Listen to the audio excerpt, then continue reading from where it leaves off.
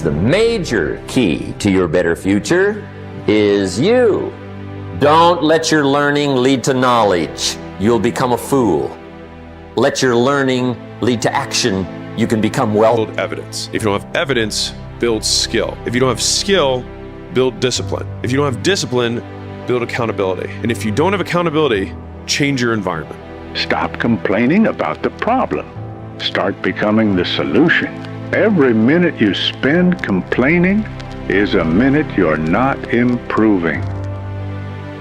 People only root for people who don't need it.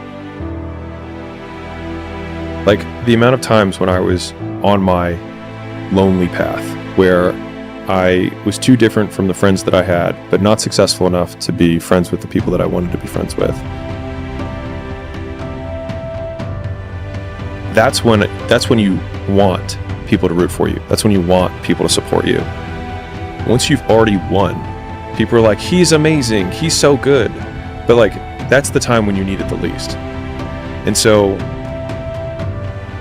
you always have to be the person who roots for you before everyone else does.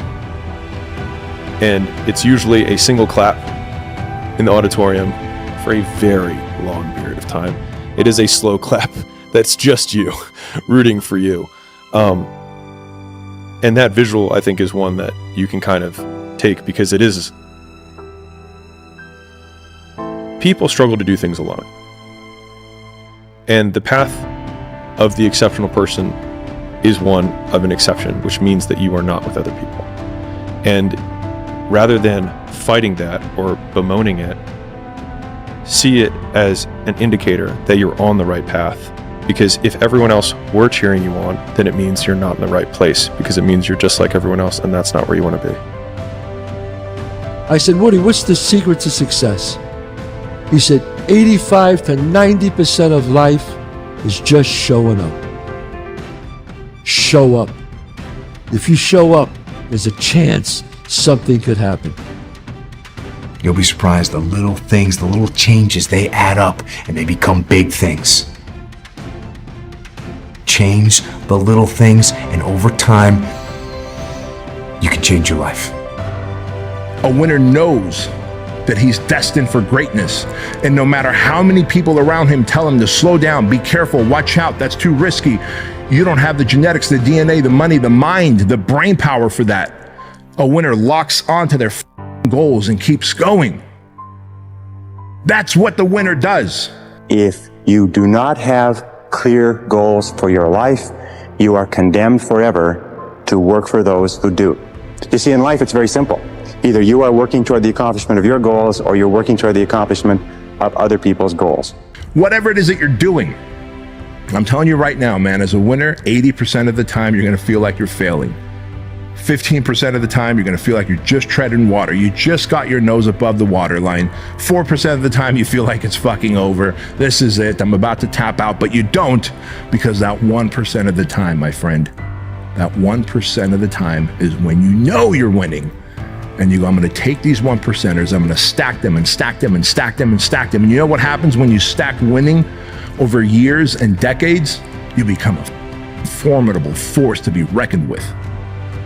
When that alarm clock goes off at 4 or 5 in the morning, your mind says no. You just say, this is what we do. It's what we do now. Because to get to where you want to go, the amount of pain involved, I'm not saying physical, I'm not saying you got to break yourself off.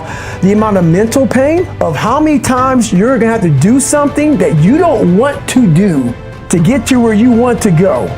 There's gonna be more times you do something that you don't want to do than you are going to want to do it. That's your new norm. That's your new norm. And then once you do this over and over and over again, it becomes like breathing. I don't want to live this lifestyle, but to get to the other side of this, I have to.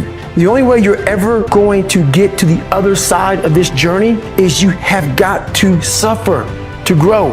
To grow, you must suffer.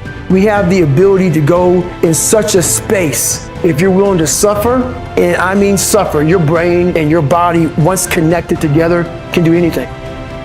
So here is a list of things that are not doing the thing. Preparing to do the thing isn't doing the thing. Scheduling time to do the thing isn't doing the thing. Making a to-do list for the thing isn't doing the thing.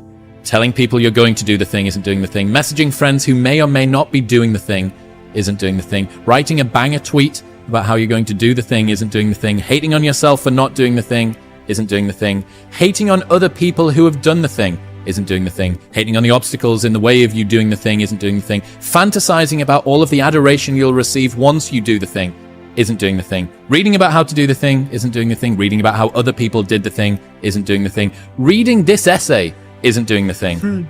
The only thing that is doing the thing is doing the thing. And I love this insight that you can dress it up however you want. The work just needs doing.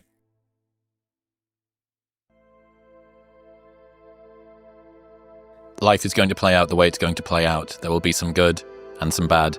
Most of it is actually just up to your interpretation. You're born, you have a set of sensory experiences, and then you die.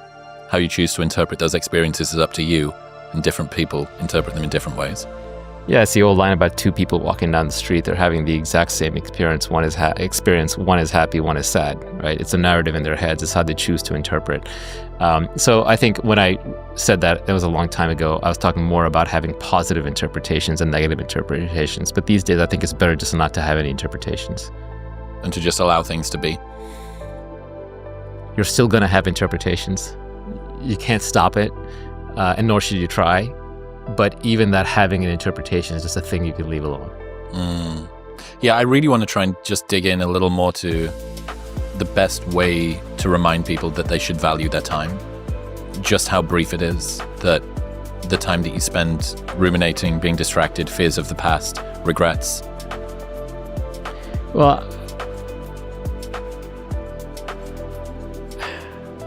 I don't want to tell anybody how to live their life. I would just say that to the extent that you want to improve your quality of life, the easiest and best way to do that is to observe your own mind and your own thoughts and be a little, not necessarily critical, but be observant of yourself more objectively. And then you'll kind of realize your own loops and patterns. It takes time. It's not overnight. It's not instantaneous. So you mean letting go is not a one-time event? Yeah, and there's... letting go is not necessarily even the right answer. Like, yes, if you're trying to be an enlightened being and, you want to live like a god and everything's going to be perfect and be a Buddha, sure, you can let go. But I think in practice, it's actually quite hard to do. I think I would say that it's you're going to find a lot of fulfillment out of life by just doing what you want to do and genuinely exploring what it is that you want, rather than doing what other people expect you to do or society expects you to do or what you might just think it should be done by default. I think most older successful people will tell you that their life was best when they lived it unapologetically on their own terms.